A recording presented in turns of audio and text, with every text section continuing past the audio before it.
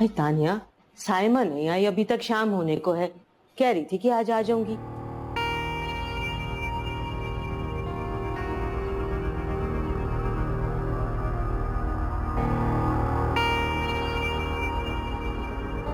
क्या बात है? तबीयत ठीक है तुम्हारी? मुंह क्यों उतरा हुआ है? वो सैफी भाई ऑफिस से गए, घर पे ही हैं। ये कैसे जाएगा? इतवार है।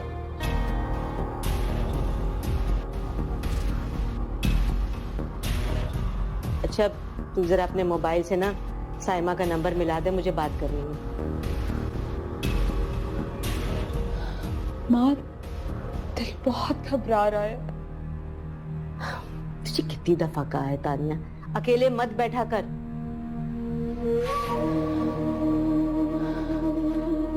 अभी अभी मुझे ऐसे लगा जिस तरह भाभी मेरा गिरेबान झंझोड़ रही है, और वो जो अयान है वो। तुझे कितनी बार कहा है कि फजूल बातें मत सोचा कर। ये फजूल बातें नहीं है, ये सच है। ये वो सच है जो खंजर की तरह मेरे सीने में गड़ा हुआ है। तो जब तक नहीं निकलेगा मैं ऐसी तड़पती रहूंगी। इतना ये सारी बातें अपने जहन से झटक क्यों नहीं देती? नहीं झटक सकती मैं ये सब कुछ। अम्मा, मुझे आप ये सब कुछ सैफी भाई को बताने दे, ये सच बताने दे, मुझे सुकून मिल जाएगा। अब इसका दीवारों के भी कान होते। अम्मा, आज ना रुकिएगा, आज वरना दम घुट जाएगा। तो मैं आज नहीं रुक सकता। मेरी दम घुट जाएगा। तानिया को मत बताना। देख, तुझे मेरी कसम है, सोचा कर। नहीं ना, मैं मजा नहीं। क्या हुआ भाई, कैसा शोर है ये सब? अस्सलाम वालेकुम। वालेकुम। कैसे सैफी? अच्छा हो साइमा, तुम आ गई। ये तानिया तुझे बहुत याद कर रही थी। अरे बेटा, तू जा जाके आराम कर। ये खाना नहीं खा रही थी ना, तो मेरे से डांट डपट कर रही थी। और कोई बात नहीं, जा। अच्छा सैफी, वो बाहर जाके जरा मसूद से मिल लो। अम्मा, आप भी सलाम दुआ कर लें, जाएं। हाँ।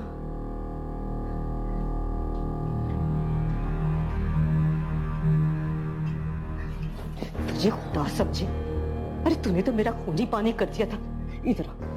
इधर नाज मारी, जा अपने कमरे में दफा हुआ। शुक्र है खुदा का साइमा जो तू आ गई, वरना इसने तो एक नया तमाशा खड़ा कर दिया था। ना खुद मुंह दिखाने के काबिल रहती और ना मुझे रखती। अच्छा होता ना, जो आग मेरे अंदर लगी हुई है वो तो बुझ जाती, हकीकत सबके सामने आ जाती। देखा देखा तुमने इसको, किस तरह इसकी जुबान चल रही है। अम्मा अम्मा, आप ऐसा करें, आप जाके जरा सैफी को देखें। मैंने बहाने से भेजा था, मसूद तो मुझे बाहर ही छोड़ के जा चुके हैं। जाएं जाएं जाएं। मैं देखती हूँ। इधर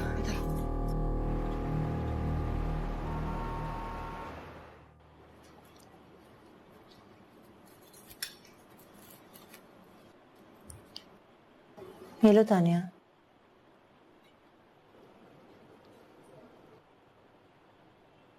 खा लो।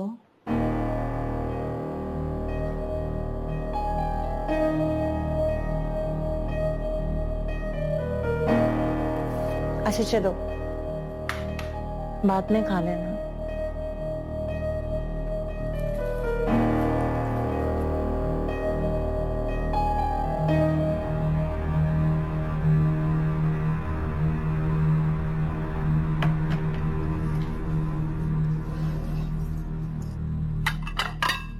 माँ, अब आप इसको कुछ मत कहिएगा, मैंने समझा दिया है।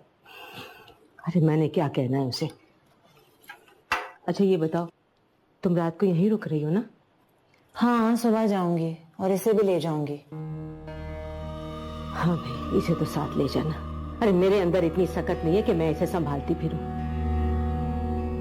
देख रही हो ना तुम कैसे बैठी हुई है, जैसे सारा जुल्म इस पे हमने ही किया है, कि सारा किया धरा इसका खुद का है। अरे भुगत तो हम रहे हैं। चले माँ, अब उसको कोसना छोड़ें। जो हो गया उसे एक बुरा ख्वाब समझ के भूल जाए ना। इसीलिए मैं इसको साथ लेके जा रही हूँ और सुबह ही को 2 दिन के लिए यहाँ छोड़ दूंगी।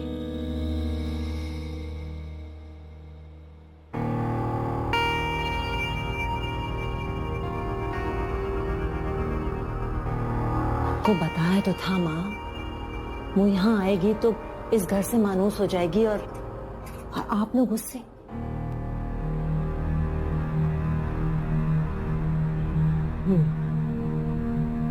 ला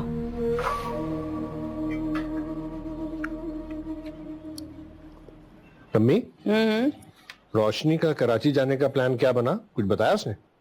हाँ, वो रफिया कह रही थी कि तलाल आएगा इस्लामाबाद 2 दिन के लिए, वापसी पर ले जाएगा रोशनी को अपने साथ। चलो ये तो अच्छा हुआ ना, कम से कम आपको भी तसल्ली रहेगी। हाँ, रफिया को पता है कि मैं कितनी वहमी हूँ। अरे जवान जहान लड़की को अकेले कैसे भेज दूंगी? भले रोशनी मुझे बैकवर्ड कहे, पुराने अंदाज की कहे, कुछ भी कह ले, लेकिन मैं उसे अकेले भेजने की नहीं। अरे लड़की जात होना कोई मामूली बात है? और फिर आजकल का जमाना तौबा है।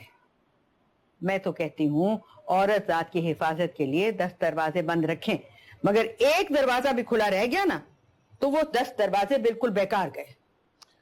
आपकी बात 100% बिल्कुल दुरुस्त है, लेकिन अम्मी ये जो नई नस्ल है ना, इन लोगों को अपने पे एतमाद बहुत है।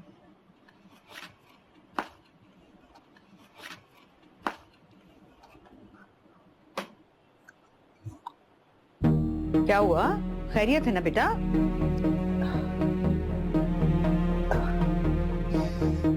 पता नहीं अम्मी, मुझसे कुछ पड़ रहा है। ऑफिस की छुट्टी तुम नहीं करते, घर आते हो फाइलों में लगे रहते हो। दवाई खाई थी तुमने आज? याद नहीं अम्मी, बहुत घबराहट हो रही है अम्मी, बहुत ज्यादा। अच्छा चलो उठो।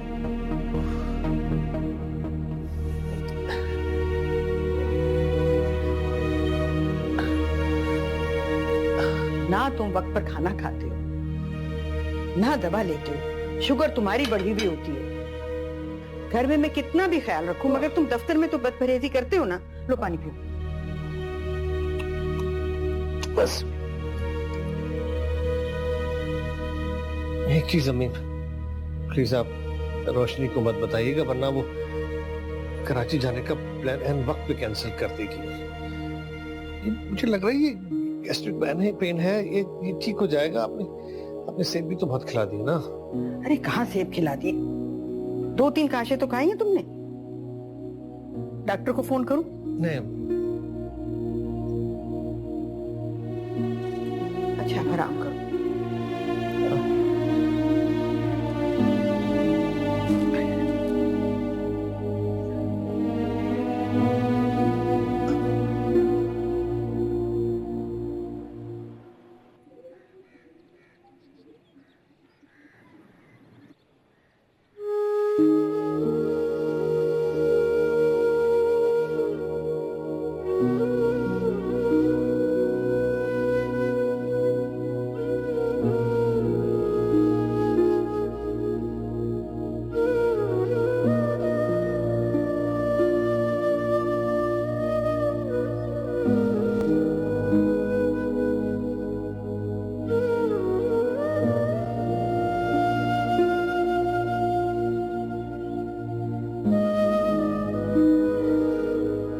रोशनी,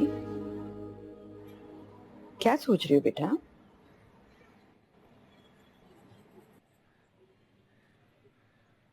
दादू, इतने मजबूत और मुकम्मल दिखाई देने वाले रिश्ते इतने कमजोर कैसे हो जाते हैं? शादी कच्चे धागे जैसा बंधन तो नहीं कि कोई भी मामूली सा झटका उसे तोड़ दे। नहीं बेटा, शादी तो बहुत पाकीज़ा और मुकद्दस रिश्ता होता है, और ये मंजिल नहीं है, ये तो सफर का आगाज है। और अगर दोनों फरीक एक दूसरे से मोहब्बत करते हो, उनमें खुलूस हो, लिहाज हो, तो फिर बहुत हसीन मंजिल उनकी मुंतजिर होती है। और अगर एक फरीक मुखलिस ही ना हो तो फिर जिंदगी बहुत मुश्किल हो जाती है, रिश्ता कमजोर हो जाता है, और कभी कभी तो ये रिश्ता टूट जाता है। जैसे सैफ और लाली का। हाँ, लाली तो इतनी खुश थी दादी, फिर ऐसा कैसे हो गया? हमारी सोच बहुत महदूद होती है बच्चे। इसमें क्या मसलहत है हमें मालूम नहीं, बस हम तो उनके लिए दुआ कर सकते हैं। मैं तुम्हें ये बताने आई थी कि तलाल इस्लामाबाद पहुंच गया, कल आएगा शायद तुम्हें ले जाने के लिए। मैंने आपको कह तो दिया था दादू कि मैं उनके साथ कराची नहीं जाऊंगी। ये तुम्हारी बचकाना जिद कोई मायने नहीं रखती है। और फिर तलाल के साथ जाने में हर्ज क्या है? 2 घंटे का तो सफर है सिर्फ। दादू देखो बेटा, तुम मुझे अच्छी तरह से जानती हो, मैं तुम्हें अकेले हरगिज नहीं जाने दूंगी। और असद को भी तसल्ली रहेगी अगर तलाल साथ होगा तुम्हारे। दादू अपने पापा को भी अपना हमनवा बना लिया ना। मैं तुम कुछ भी समझ लो, अकेले नहीं जाओगे तुम।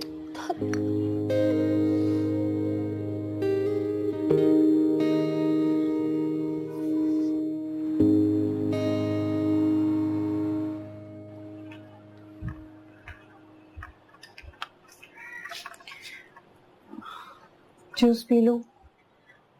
बिल्कुल दिल नहीं पीने का। थोड़ा सा पी लो। सारा दिन मुंह बनाकर बैठने से हालात ठीक नहीं होंगे। हाँ, अलबत्ता टेंशन जरूर बढ़ जाएगी।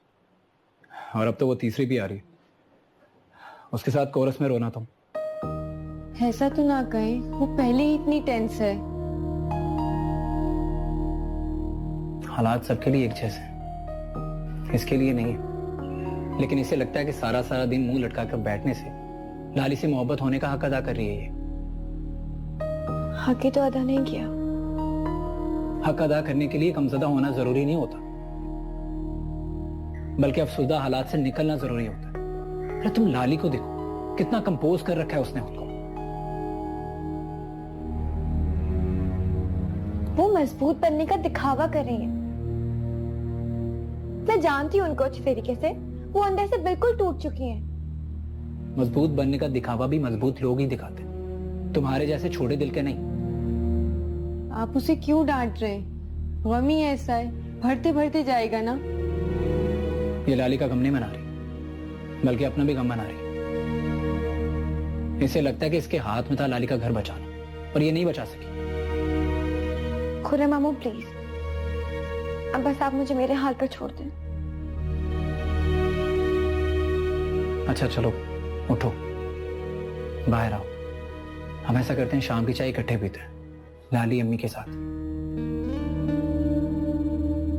गम जितना भी गहरा हो खुद से नहीं भरता, उसके लिए इंसान की शौरी कोशिश जरूरी होती है।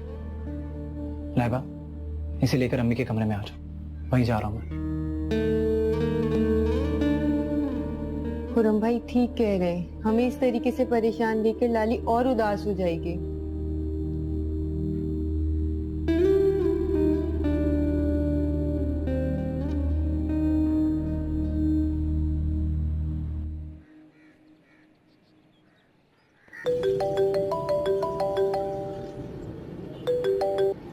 हेलो तलाल, मैं रोशानी बात कर रही हूँ। कैसे हैं आप? मुझे आपसे कुछ कहना है। हाँ बोलो। वैसे मैं पिंडी आ ही रहा हूँ, तुम्हें खाला ने बता तो दिया होगा ना। इसी सिलसिले में कॉल किया मैंने आपको, वरना मैं आपको कभी डिस्टर्ब ना करती।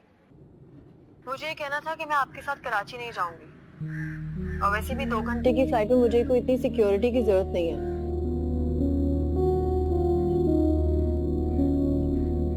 और मैं परेशानी क्रिएट करने वाली लड़की हूँ, तो आप मेरी वजह से डिस्टर्ब हो, मुझे नहीं अच्छा लगेगा। डिस्टर्ब तुमने कर ही दिया है, मैं पिंडी के लिए निकल चुका हूँ। नहीं तलाल, मैं आपको पिंडी आने के लिए नहीं रोक रही। मैं भी बात नहीं कर सकता, ड्राइव कर रहा हूँ। ड्राइविंग के दौरान मैं वैसे भी फोन उठाता नहीं। तलाल प्लीज आप दादी को बोल दीजिएगा कि आप मुझे कराची नहीं लेके जा रहे अपने साथ। और लाली से क्या कहना है ये भी बता दो। ठीक है, मैं घर ही आ रहा हूँ, अपना जवाब तैयार रखना तब तक।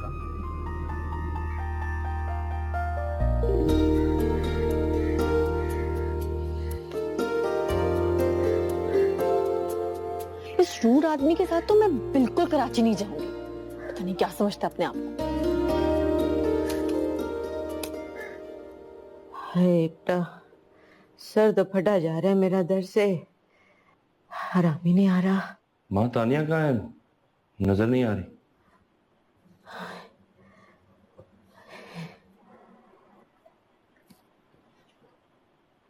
आप सोई नहीं अभी तक? तबीयत ठीक नहीं है आपकी? बेटा वो तानिया को साइमा जबरदस्ती अपने साथ ले गई है। यहाँ बोलाई बोलाई फिर रही थी, रोती रहती थी। तो मैंने भी सोचा कि जो साइमा के साथ होगी तो जरा उसका दिल बहल जाएगा। सुबह ही शाम से मेरे पास आई हुई है। सोच रही हूँ कि रात इसे यहीं रोक लूं। मेरे तो सर में इतना दर्द हो रहा है कि मुझ में तो खड़े होकर रोटी पकाने की भी हिम्मत नहीं है। इसी बेचारी ने सारा काम किया है। मेरे सर में तेल की मालिश भी की और खाना भी इसी ने पकाया। तुम बेटा जाके फ्रेश हो जाओ। सोई बेटा, जरा जाके खाना लगा दो। जी। मुझे भूख नहीं।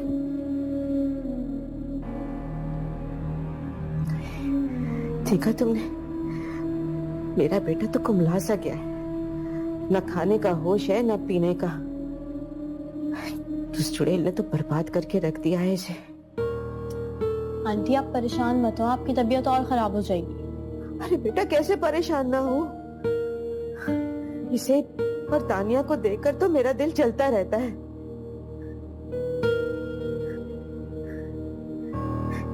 बस कर दे बेटा, तेरा हाथ दुख जाएगा। साइमा सच्ची कहती है कि मेरी नन लाखों में एक है। बस कदर करने वाला होना चाहिए हीरे की। हो, सच कहते हैं ना, हर चमकती चीज सोना नहीं होती। बेटा जरा यहाँ भी दबा दो, सर दर्द हो रहा है।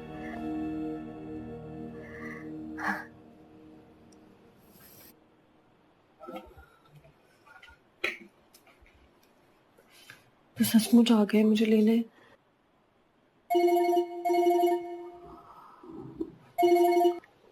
हेलो हेलो, अस्सलाम वालेकुम। क्या हाल है रोशनी? लाली आप? क्या हो रहा है रोशनी?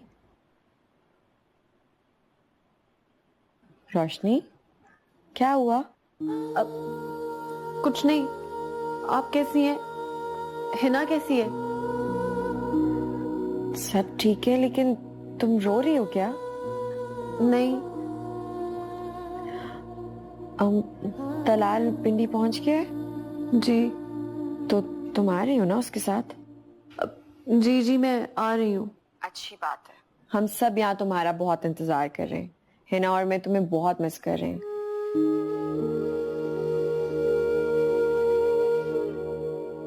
रोशनी, लाली काश किसी खुशी के मौके पे कराची आ रही होती। रोशनी अब ऐसे रोने की नहीं हो रही। मेरा दिल बैठा जा रहा है ऐसे सुन के तुम्हें। देखो, तुम मेरे पास आ रही हो, ये भी तो खुशी की बात है ना। तुम आ जाओगी तो मेरा गम भी मिनटों में दूर चला जाएगा। अब ज्यादा बातें सोचने की जरूरत नहीं है। अपना सामान बांधो, अपने आंसू साफ करो, रोना बिल्कुल नहीं है, और अच्छी से तैयार होकर मेरे पास पहुंचो। और पता है, ये तलाल जो है ना, थोड़ा सा पंक्चुअल है, पागल सा है, लेकिन कोई बात नहीं। मैंने उसको बता दिया था कि रोशनी को बहुत प्यार से और ध्यान से लेकर आना है मेरे पास। जी अच्छा।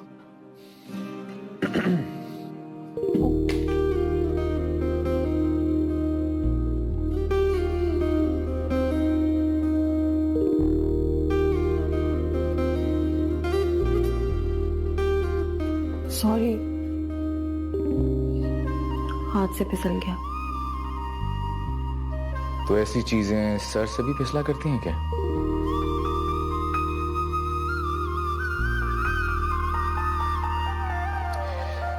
लाली का फोन था? जी। तुमने उसे बता दिया कि तुम मेरे साथ नहीं जा रही?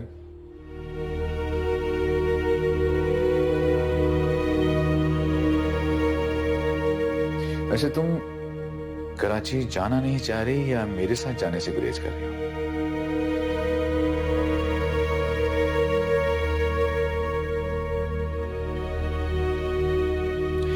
अगर तुम जाना ही नहीं चाह रही तो और बात है। लेकिन अगर तुम मेरे साथ नहीं जाना चाह रही तो क्या उसकी वजह पूछ सकता हूं मैं?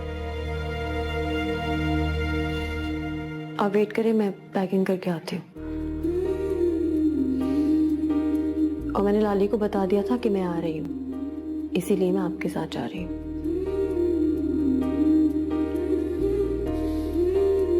गुड।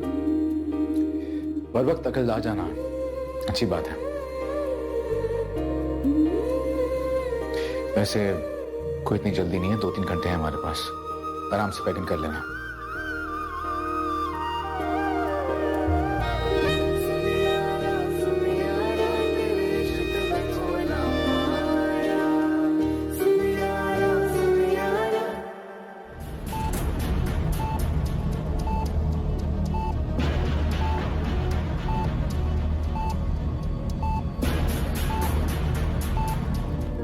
क्या हुआ लाली? किसका फोन था? सब खैरियत तो है ना?